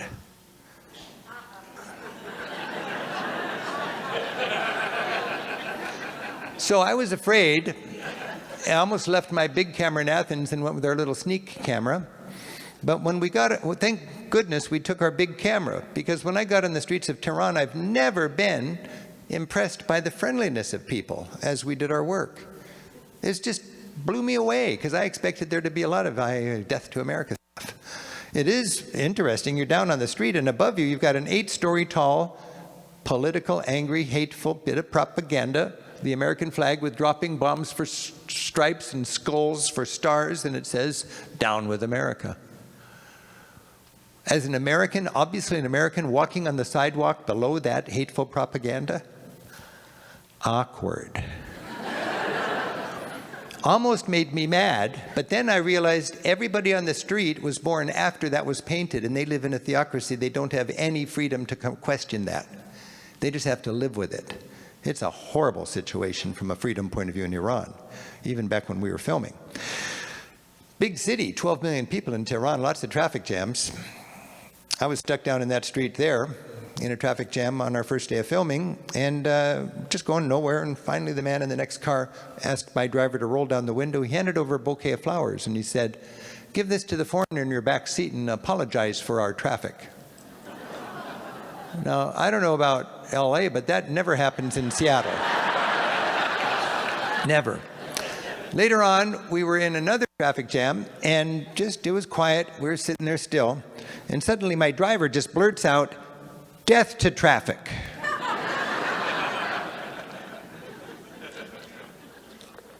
Death to traffic. So I said, "Hey, wait a minute. What is this with you Iranians always saying death to everything?" And this is my driver. He wasn't a guide. He's not very educated. He speaks just a little bit of English, but he's a friendly guy. And he's trying to help us out. So he said, "Well, here in Iran, when something is frustrating to us and out of our control, we say death to that." And then I thought, whoa, now I get it. He's translating damn. They say damn as much as we say damn. And if somebody says, "What do you mean when you say damn?" you would say, "Well, I want them to die and burn in hell for an eternity." That's what I just said. You know, damn the teenagers. Have I ever thought that? Yes, I have. Now, do I really want them to die and burn in hell for an eternity? Not yet. But it's after midnight. Turn down the music. Death to teenagers. Damn teenagers. Damn election fraud. Damn Obama. Damn Ayatollah, Death too.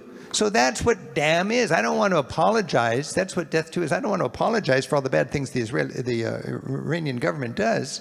But I do think, as citizens of this country, we should have a little more sophisticated understanding about a situation like that beyond what was spoon-fed to us by Ted Koppel and the hostage crisis story. That was theatrics. They bust in those people and paid them to shake their fist at the camera. And they framed it just so it looked like there was a lot more of them than there really are. I mean, it was just... damn the death to traffic. It was a big misunderstanding. I mean, it's more than a bumper sticker. I guess that's it. And when you travel, you connect. That's the beautiful thing. You connect. You realize what a rich culture it is. You realize it's a complicated situation, and they've got a lot of baggage. We got 9/11 baggage. Think of the stuff we did with our 9/11 baggage. They've got baggage that is a little more. They had 1 million casualties in the 1980s when Saddam Hussein in Iraq, funded by the United States of America, invaded their country. And the tumult on the Western Front there was just like as bad as France and Germany, you know, in World War I. So that's their baggage. And today when you go to Iran, at the edge of every town we went to, there's what's called a martyrs cemetery, which is filled with memorials to people who died fighting Saddam, and Iranians think at the same time fighting American who supported Saddam, who invaded their country. And if you see a woman wrapped in black on a Friday afternoon sobbing on a tomb at a martyr's cemetery, you know she's done that for 20 or 25 years of Fridays. She's sobbing. Her dad, her husband, her son, I don't know, was killed by an incursion from the West. That's what it is, and it's an incursion from the West. That's Iran's hang-up, incursions from the West. How far back does it go? It goes way back. I mean, even in 1953, they had a charismatic elected local prime minister who was deposed, and the Shah was put in power by the United States and Britain so we could have access to their oil on our terms. The Iranians didn't really care about the oil. They cared about their values. And the values in Tehran were disgusting from their point of view. They were bragging the miniskirts are shorter in Tehran than they are in Paris. On our last day of filming, a well-dressed professional woman came up to me and she said, "Are you an American journalist?" And I said, "Yes." And she did this with her finger on my chest. "I want you to go home and tell the truth. We're strong, we're united, and we just don't want our little girls to be raised like Britney Spears." And I thought, amen. No, I thought we can talk. This is interesting. This is why I'm traveling. I want to understand what motivates you guys to put the Ayatollah and throw away all your democratic freedoms. What's scaring you? And when I talked to her and what she said there, it occurred to me, the Ayatollah's base that's keeping him in power to this day is not the sophisticates in the big city. It's not the coastal elites. Who is the base of the party, the Islamic Revolution, that gets 51% of the vote with each election? It's the small town, less educated fundamentalists. Small town, less educated fundamentalists. Don't get me wrong, good people, riddled by fear and driven by love. They just don't want their little girls to become boy toys, crass materialists, and drug addicts. That's what Britney Spears is to their propaganda victimized mind. A boy toy, a crass materialist, and a drug addict. And if you're a fundamentalist Muslim mother, you don't want regime change so the United States gets your oil and we get all your values, because that is worth fighting for. So I just thought, wow, I just learned why this society did this inexplicable thing. And that's a real value of actually going there and talking to people. And we can then learn from that and understand other societies' challenges. And the other takeaway for me was just these amazing, beautiful faces. Because my girl was about this age. And I had had her friends over for birthday parties and so on. And it's just the same. And I'm reminded that different societies are on different evolutionary tracks. We've got to remember that when we get all high and mighty. We've had our revolution. We've had our Reformation. We've had our Vatican II. We've had our civil liberties and our women's suffrage, and now we can go back a little bit, and then we can go forward a little bit, you know? Everybody's on these evolutionary tracks trying to get there, and some societies are ahead and others are behind. Some are progressing and some are regressing. But we've got to recognize that everybody's not on our track and help them to progress rather than punish them not for being where we are. I think this would be huge if we could see that. It's a little nuanced, but I think it'd be really great. And that's a value of traveling. You think about these kind of things. A lot of Americans are afraid. Have you noticed how frightened our society is these days? I think fear is dangerous for a democracy. Didn't some great politicians say something about fear? The only thing we have to fear is fear itself. That was Franklin Delano Roosevelt, wasn't it? Well, when I started traveling, people said bon voyage. When was the last time anybody said bon voyage to you? Something happened along the way, and now what do they say? Have a safe trip. We'll pray for you. Are you sure you should be going over there with all that's going on? When somebody tells me have a safe trip, I'm inclined to say, well, you have a safe stay at home. Because where I'm going, statistically, and I know statistics are optional these days, but where I'm going, statistically, is safer than where you're staying. In fact, if you knew the statistics and you loved your kids, you would take them to Europe tomorrow. This is how I sell tours.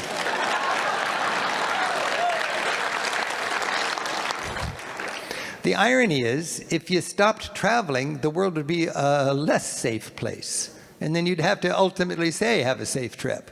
It's the worst thing we can do if we're hung up on safety, is to stop traveling. We need to understand each other. Fear. You can be manipulated when you're fearful as a society. Right now, it's hard to speak out.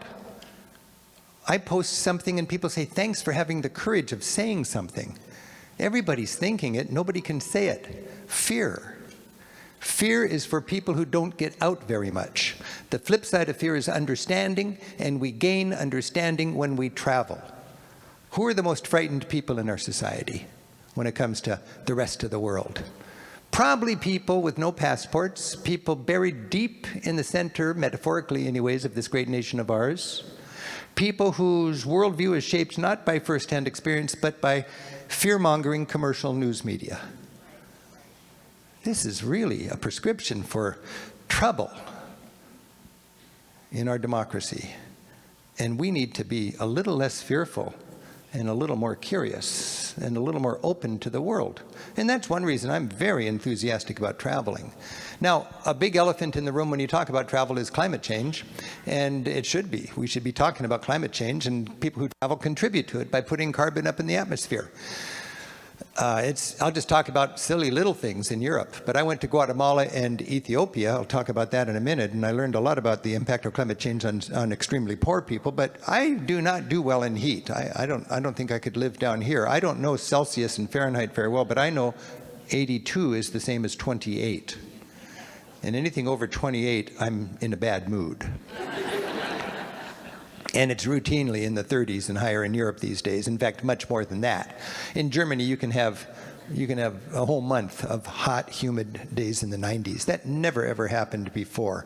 Europe in the north and England and so on, they never had air conditioning. Nobody needed air conditioning. Now they're investing a lot of money in air conditioning because you can't get to sleep without air conditioning in Germany these days. There's more floods in Venice than ever before. Hamburg has raised the levees throughout for miles and miles around the city in anticipation of rising sea level. My favorite little town on the Italian Riviera, Vernazza, used to have a river right down the middle, right there in the Middle Ages, and they paved it over so they could have a main drag, right?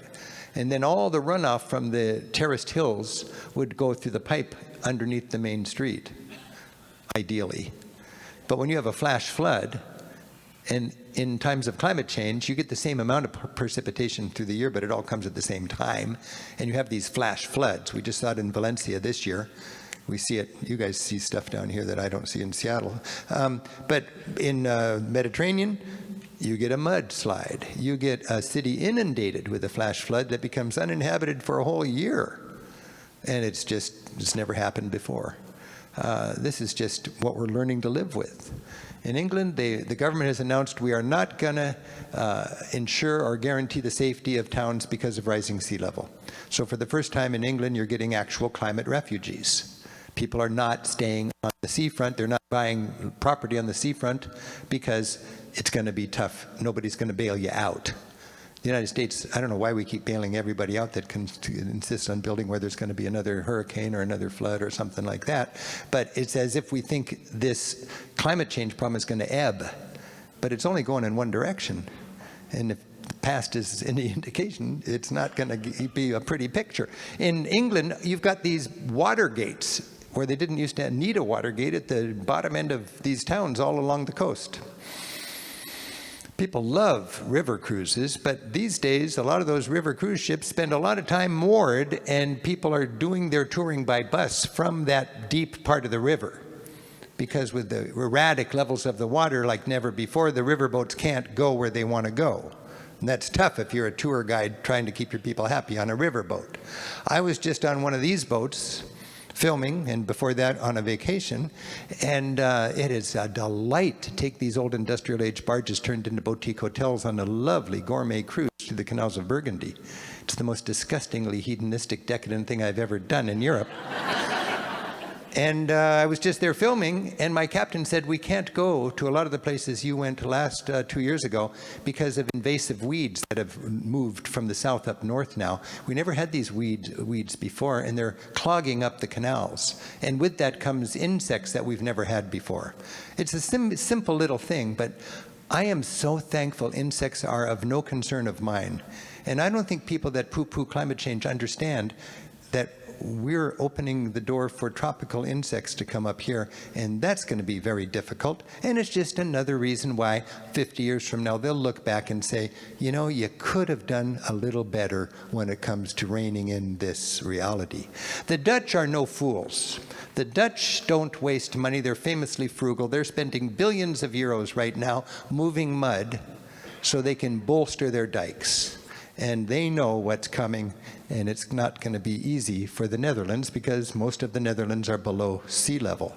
Rotterdam is 1 million people with one of the biggest ports in the world, and they've got this storm surge barrier. It's about the size of 2 Eiffel Towers on their side on wheels, that when you've got this perfect storm of high tide and wind and whatever, you've got a threat of this storm surge like inundated New Orleans or New York, and they just close this barrier and it saves the city. Dutch engineers are in demand in many coastal areas these days. I was on top of a church in Lyon in France, and I was asking, why are all the tiles taped up? And she said, we've never experienced this situation where the extreme heat is causing our tiles, centuries-old tiles on our roof to crack.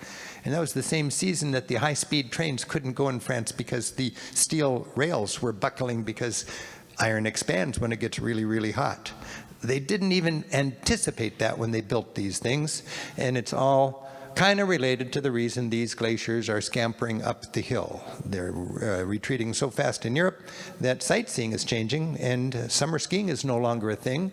In fact, in the winter, you don't have a ski slope unless you make your snow. Ski slopes and ski lifts are plumbed with reservoirs and sprinklers to make snow so they can keep that industry going. So what's a traveler to do? Well, I don't want to be flight shamed out of my travels because I want to travel. I think travel is important, and I can mitigate. I can pay for the bad I create, which if invested smartly can create that much good, and it zeroes it out. It's nothing to brag about, it's not heroic, it's just baseline ethical to talk to scientists and see how much would it cost for me to smartly invest money to zero out the carbon I create by flying from California to Germany and back. $30. That's pretty much accepted in science. The conventional thing to do is to buy carbon offsets, but I want to be unconventional and more entrepreneurial, and I want to invest in farmers in the global south who are desperate to produce to feed their kids and contribute a lot to climate change with their agriculture policies. And we can help them with climate smart agriculture, and they can produce more and increase and put much less carbon into the atmosphere. And we raise $1 million every year. I give myself, it's a self-imposed carbon tax. I take 30,000 people on our tours. I want people to take my tours to know that their flight is paid for from a carbon point of view. It's a cost of me doing it's a cost of goods sold for me as an ethical businessman to pay for this. Would our government ever honestly charge a business for the carbon they create by taking a group to Europe and back? You know, it just doesn't add up because it's not good in the short term for business and that kind of thing. But to me, it's just clearly ethical. And again, nothing to brag about, but I'm feeling really good about it. So we have 30,000 people, $30, 900,000 rounded up to $1 million. Divide that between 10 nonprofit organizations that are working in very poor countries to help farmers, smallholder farmers, do their work in a way that contributes less to climate change. It's exciting what they're doing. It's exciting. And I just think, and if you want to learn more about it, on my website, look for the climate section, and at the top it says, if you're a tour operator, steal this program and don't credit me. Let's just start paying for our carbon. In England, coal is in museums. And I just think that's where it belongs. You know, it's just so fun to see coal, and I love coal in a museum. I did have this wonderful opportunity to research and then film a 1-hour show about why is there hunger in such a wealthy world. And it's a fascinating thing. I look at it very economically. I've been interested in this ever since I was a kid. I've been a supporter of Bread for the World now since I was in my 20s. And I've always long wanted to produce this show. So, because, you know, when you go to Europe, everybody's thinking, I got to have a roof over my head and I've got to eat well. Well, of course, we have to have a roof over our head and we have to eat well. For a lot of people, they'll never see their names on a plane ticket and they've got to struggle. Half of the world, of 8 billion people, 4 billion are living on $5 a day. That's okay. $5 a day, if you have stability and not too corrupt of a government and so on, you can educate your kids, you can feed your kids, you can have water, you can have electricity, and you have hope. $2 a day, that's what the United Nations calls extreme poverty. 10% of humanity is living in extreme poverty. That's not okay. That's a prescription for violence, broken states, refugees, all sorts of chaos, and we just don't need that. And that's what we should target, I think, if we are smart. And it's not love your neighbor. I make that really clear, because in the privacy of the voting booth, people with crosses on their lapels don't really love their neighbor. They vote for what's right for them right now, economically. That's just the truth. We've said time and time again. So let's just frame this as a practical investment for stability. And of course, if you care about, I'm being a little facetious, but if you do love your neighborhood, or if you do love your neighbor, it's good for that also. So 10% of humanity in extreme poverty, $2 a day. We were on a great trajectory to defeat that until just 10 or 15 years ago. In one generation, we cut extreme poverty by 50%, and it was heading down. It was so exciting. And then, it's ticked up with climate change, with COVID, with conflict, and now with what the United States pulling out of anything about altruism or helping fight poverty outside of our borders, it's ticking up. And it's something that we can deal with. And if people had the chance, like I did as a traveler, to see this, to humanize it, what is $2 a day? It's a dirt floor, it's no chimney, it's no electricity, no running water, no access to education or health care. It's hopelessness, that's what it is. And when you step into that tent, or that hut, you wonder why. And there's no excuses. I mean, people can say, well, they're lazy, or, well, they just, drink it all away, or why do they have so many this and that. But I've seen modern development aid. And anybody that's going to question the value of our aid needs to not look at grandma's aid, but today's aid. It's very smart. It's investing in women, not men, to start with.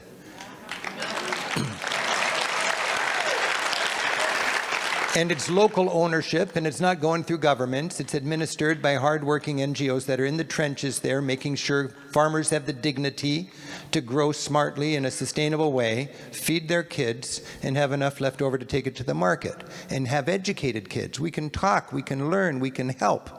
And if you care about the plight of women,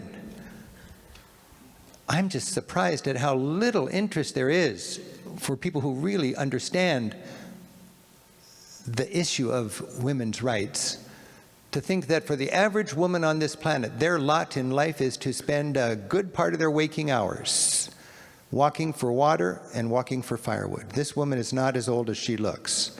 And every morning she has to leave her family. She'd rather stay with the kids and nourish them, but she's got to go scavenge for wood and get some water.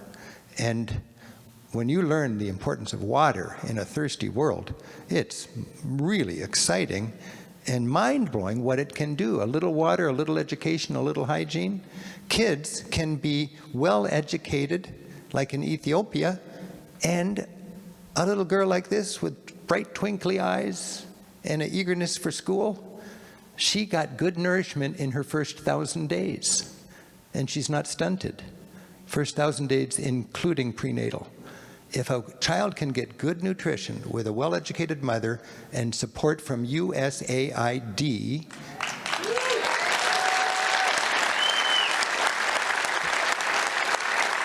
can we afford that?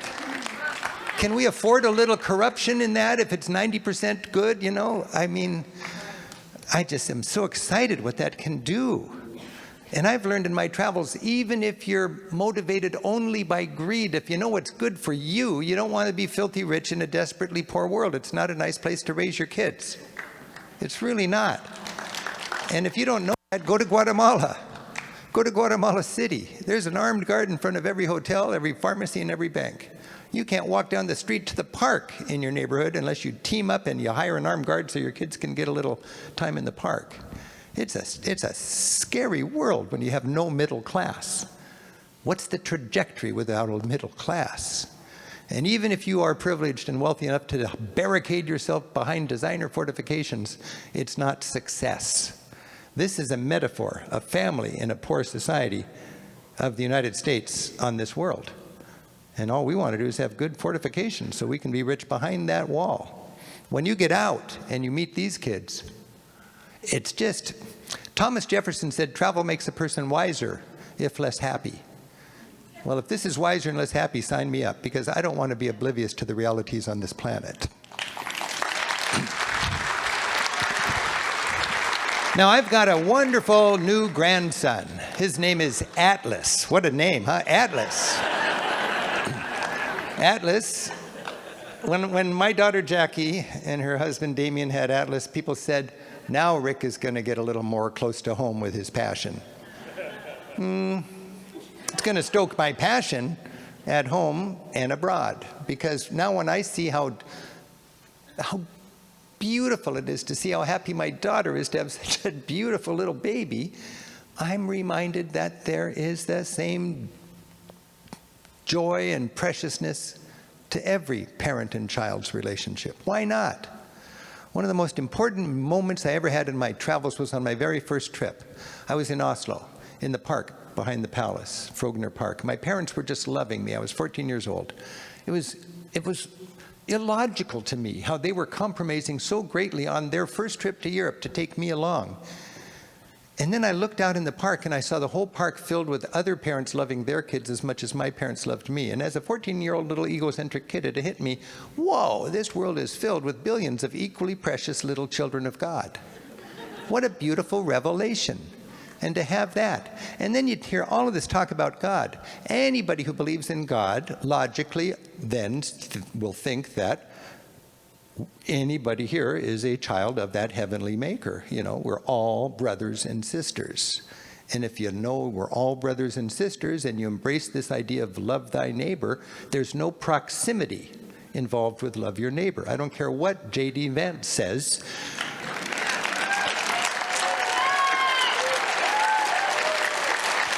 Suffering across the street is no more real than suffering across the sea if you believe in a God. If you believe Americans are more precious and exceptional, well, then you can make that case. But it is in conflict with any religion I've ever heard of. So I just want to finish this talking a little bit about some concept that I think is really important, soft power. We spend $800 billion a year on hard power, and that's the one sacred thing that actually gets added to when everything else is getting cut normally. Hard power, and I believe in hard power. We got to have hard power to be safe. You got to have weapons and military, but it should be a calculus. How much does this money actually make me safer? And is there a diminishing curve of returns? And could soft power actually be a better investment than more hard power? This is a hard truth, but when you look at it carefully, here's an example. We need soldiers overseas, but it costs $1 million a year to keep a soldier overseas.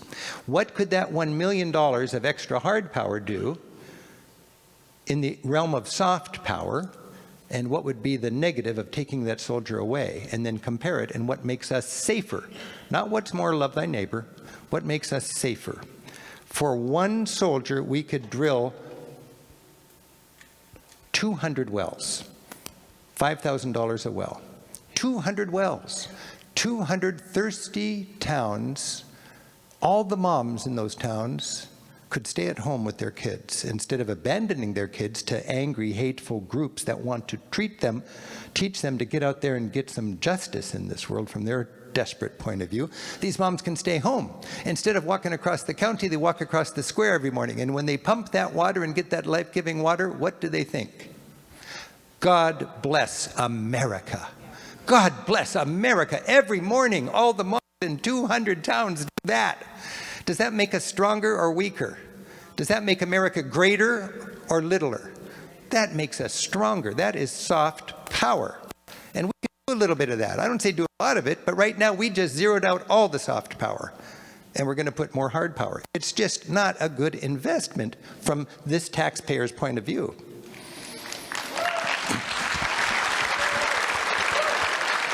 So this is what we do when we travel. I just love it. You know, we're at a point in our world where we have to the question is, do you build walls or do you build bridges? Walls are for people that want to be safer. But the irony is, I think if you barricade yourself behind walls while letting the whole problems go to the terrible outside of them, you're not going to be safer. Bridges, to me, are where it's at. I just love bridges. Bridges connect people. Connect people, they get to know each other. There's less conflict. When you think about Europe, what accomplishment, the European Union. 17 countries with the same currency, even to make the same currency. How do you design a currency for 17 proud countries? Who gets their eagle on it? Who gets their George Washington on it? What do you do for 17 countries to all have the same paper money? Bridges. In Europe, look at all the currency. It's all got these iconic bridges. I just love it. Bridges bring people together. My last illustration of the power of travel and good tour guiding is the whirling dervish. Wow, I love the whirling dervish. I want my groups to understand a whirling dervish. That's that freaky kind of dinner show entertainment on a cruise ship, you know. No, this is a monk and we're going to learn what he's up to. I'm in Turkey. I'll just paraphrase this in a fun-loving kind of way, but it's actually essentially the truth. I've got 20 people at the hotel in a little town in Turkey. I want them to meet a dervish. I say, I'll be back later. I'm looking for a dervish. I find my dervish. I say, hi, I'm an American tour guide. I got 20 people in the hotel. We'd love to watch you whirl. He says, I'm not a photo op. I'm a monk. But if I can explain to you how I pray, you're welcome to watch me. Great. When and where? My rooftop, sundown. See you there. I go back to the hotel, bring my group to the rooftop. He comes out in his monk's outfit. Merhaba. Merhaba. And he says, I am a dervish. I think you Christians would think of me as a monk. My prophet is Mevlana. I think you call him Rumi in the United States. 5 times a day, I whirl myself into a meditative trance. And I think about how can I be a conduit of God's love? How can I employ Rumi's beautiful philosophy and be a conduit of God's love? I plant one foot in my hometown, my family, and the other foot goes around the world and celebrates all of God's creation and all of its diversity. One hand goes up to accept the love of our Heavenly Father, and the other hand, like the spout on a tea kettle, goes down and showers God's love onto my family, my home, my village, and the entire world. And I lose myself in that thinking. And I whirl, and I get into a meditative trance. And we watch him, and his head tilts over, and his robe billows out, and he's thinking about Mevlana and love. And I look over at my group, and I see the wonder sweep over their faces. And as a tour guide, I'm thinking, yes, my travelers are going to go home a little less afraid, a little more connected, a little more aware of the humanity of this beautiful planet of ours. And they're going to implement that new perspective as citizens of this mighty land of ours. And when they do that, they're making travel a political act. And I think that's a very constructive thing these days. And it's something that I've been honored to be able to share with you. So thank you very much, and best wishes right here. Happy travels. Thank you. Thank you so much. And thank you for your support of your public television station, TV Santa Barbara. Thank you. Happy travels.